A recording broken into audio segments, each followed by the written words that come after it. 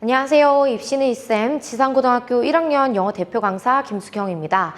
오늘 2025년도 지상고등학교 1학기 중간고사 영어 시험 분석과 그리고 학습 전략에 대해서 말씀드리겠습니다.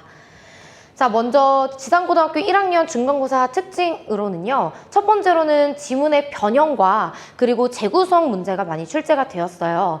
따라서 학생들이 시험 내신 대비 기간 동안에 학습한 내용을 기반이기는 하지만 시험 당일에는 조금 낯설게 느껴질 수 있는 방식으로 출제가 되었습니다. 자, 그리고 두 번째로는 범위 외에 어휘들이 다수 출제가 되었는데요. 시험 범위에는 없지만 문맥상 중요한 새로운 단어들이 포함이 되면서 학생들의 단어 기본기에 대해서도 물어보는 문제가 출제되었습니다. 자, 그리고 세 번째로는 어법의 기본기도 마찬가지로 물어보는 변형 문제가 어법 문제로 출제가 되었는데요. 따라서 단순 암기보다는 조금 더 어법에 대한 이해와 응용력에 대해서 물어보는 문제로 출제가 되었습니다. 자, 그리고 네 번째로는 서술형에 있는 전 문항이 어형 변화를 요구하는 조건이 주어졌는데요. 단어의 형태 변화, 즉 품사를 적합하게 바꿀 수 있는지 없는지에 대한 이해도 필요하는 시험이었습니다. 따라서 뭔가 깊이 있게 뭔가 생각을 요하거나 사고를 요하는 문제 자체는 없었으나 영어의 기본기가 탄탄할수록 조금 더 수월하게 해결이 가능했던 시험이다라고 말씀드리고 싶습니다. 자, 다음으로는 이번 중간고사의 대표 유형들에 대해서 좀 자세하게 말씀드리고자 하는데요. 첫 번째로는 4번 객관식 어법 문제입니다. 교과서 문제로 출제가 되었는데 원문과 완전히 다르게 출제가 됐어요. 변형이 됐는데요. 첫 번째 문제. 원문에서는 although the two are genetically라고 해서 although라는 표현을 쓰였어요. although라는 거는 접속사죠. 접속사이기 때문에 주어 동사의 완전한 문장을 이끌어야 되는데 1번 보시면은 despite라는 전치사가 나왔습니다. 그래서 본문을 암기한 학생이라면 여기 although 자리인데? 하고 넘어갈 수도 있었겠지만 despite라는 건 전치사이기 때문에 뒤에 the fact라는 명사를 이끌고 있죠. 따라서 1번은 맞는 선택지였습니다. 자, 그리고 두 번째는 원문에서는 a device which required라고 해서 which라는 주격관계 대명사가 등장을 했었는데요. 지금 보기를 보시면은 a device that으로 바뀌어서 쓰였죠. 하지만 주격관계 대명사에서 which와 that은 바꿔서 쓸 수 있기 때문에 2번도 맞는 표현이었고요. 3번이 정답이었는데요. 3번에서 이제 원문에서 when paired with라는 표현이 쓰였어요. 사실 이 pair이라는 거는 pair A with B 라는 식의 타동사로 쓰이기 때문에 뒤에 목적어를 필요로 합니다. 그래서 접속사를 살린 분사구문으로서 뒤에 목적어가 없기 때문에 과거 분사 형태로 쓰는 게 맞았어요. 그런데 지금 3번에 보시면은 paired가 아니라 worked라는 동사로 바뀌었죠. 이 work라는 동사는 일하다 라는 뜻으로 쓰일 때 우리가 자동사로 씁니다. 따라서 뒤에 목적어를 필요로 하지 않는 동사이기 때문에 과거 분사 형태가 아니라 working이라는 현재 분사 형태로 바꿔주셨어야 돼요.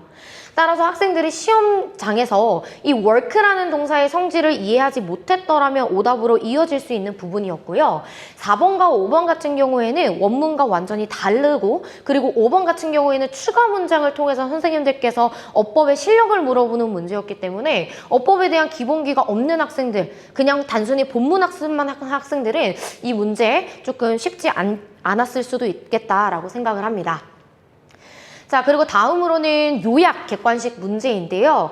사실 위에 있는 내용 자체는 변형되지 않았어요. 따라서 이 내용의 이해를 기반으로 요약문에 들어갈 A, B에 적절하게 들어갈 단어를 골라내면 되는 문제였는데요. 사실 여기 나온 단어 modify, altered 또는 manipulate 이런 단어들은 시험 대비 기간 동안의 본문 학습만을 통해서 알 수 있는 단어는 아니었습니다.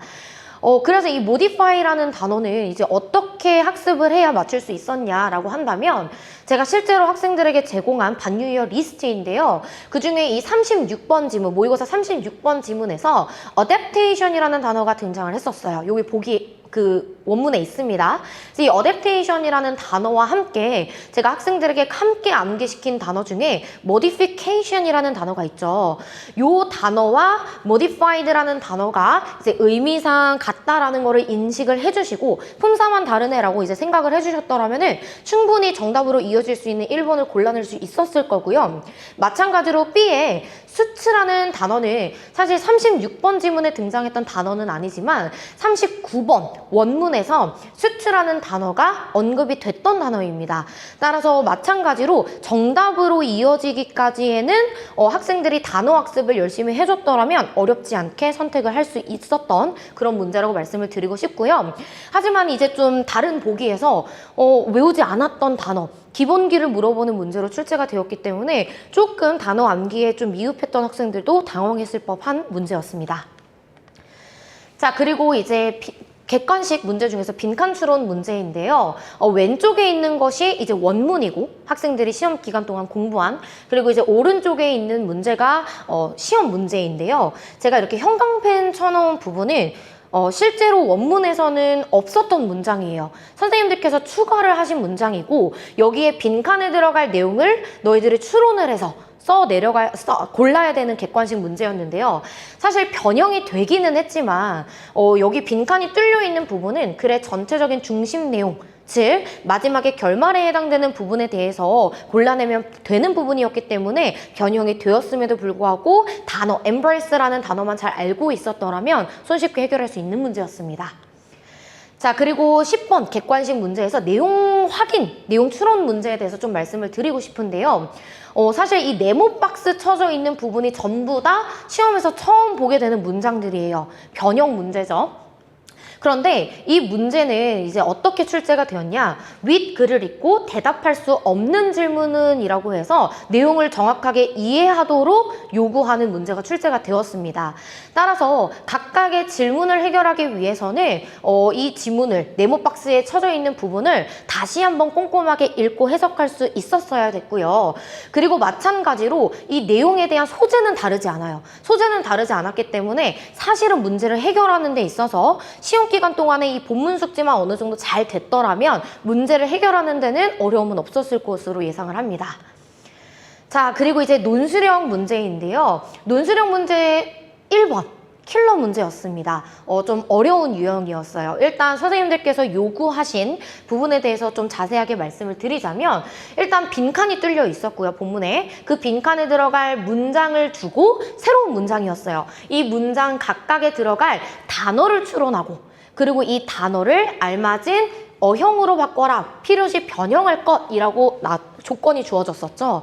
따라서 학생들의 빈칸 추론 능력도 있어야 되고요. 그리고 처음 보는 문장이었기 때문에 문장을 얼마나 잘 해석할 수 있는지, 그리고 이 문장에 맞춰서 보기에 만약에 모르는 단어가 하나라도 있었다? 그러면은 조금 당황했을 수도 있을 겁니다. 따라서 어휘를 선별할 수 있는 능력, 그리고 네 번째로는 조건에 맞춰서 변형할 수 있는 능력까지 보는 문제였기 때문에 가장 어렵게 출제가 되었다라고 말씀을 드리고 싶고요. 사실 이 지상고등학교가 지금 논술형 비중이 작년에 비해서 많이 줄어들었어요. 줄어들었지만 단순하게 해결할 수 있는 문제가 이번에 없었기 때문에 조금 더 서술형 공부를 좀 열심히 해주셔야 된다라고 말씀을 드리고 싶습니다. 자, 그리고 논술형 2번은 교과서 문제였는데요. 사실 변형됨도 없었고 그리고 이제 보기에서 주어진 단어가 굉장히 적어요. 적기 때문에 어려운 유형은 아니었지만 빈칸에 지금 해석이 주어지지 않았기 때문에 교과서 본문학습 요 빈칸에 들어갈 내용이 어떤 것인지 잘 추론할 수 있었어야 됐고요. 마찬가지로 필요시 어형을 변화시켰어야 됐기 때문에 적절하게 어법에 맞춰서 잘 쓸 수 있는지 없는지 그 능력에 대해서 물어보는 문제였습니다. 자, 그리고 세 번째로는 요약문인데요. 요즘 내신 대비 내신에서 가장 많이 나오는 서술형 유형 중에 하나입니다. 하지만 이 문제를 해결하기 위해서는 학생들이 play a key role이라는 표현을 알고 있었어야만 해요. 그래야지만 올바르게 주어 동사를 잘 배열을 해서 하나의 예쁜 문장을 완성했을 수 있을 거라 생각을 하는데요. 사실 이 문제도 마찬가지로 내용 이해를 기반으로 학생들이 알맞게 단어들을 변형을 시키면서 잘 배열을 해야 되는 문제였기 때문에 쉽지는 않았을 겁니다.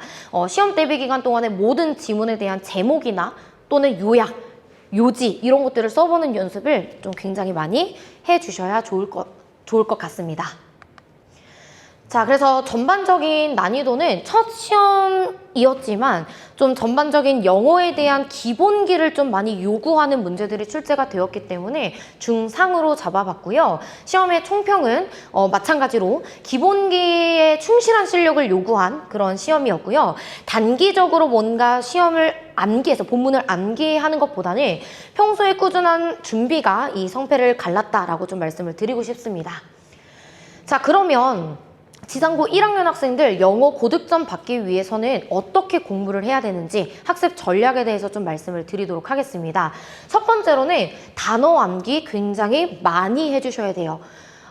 시험 기간 동안에 암기하는 것뿐만 아니라 평소에 단어 실력 자체를 좀 높여주시는 게 굉장히 중요하고요. 그리고 이 내신 대비 기간 동안에는 시험에서 출제되는 그 본문에 나와 있는 단어들만 다 알고 있는 것이 아니라 반의어와 유의어까지 폭넓게 암기를 해주셔야 됩니다.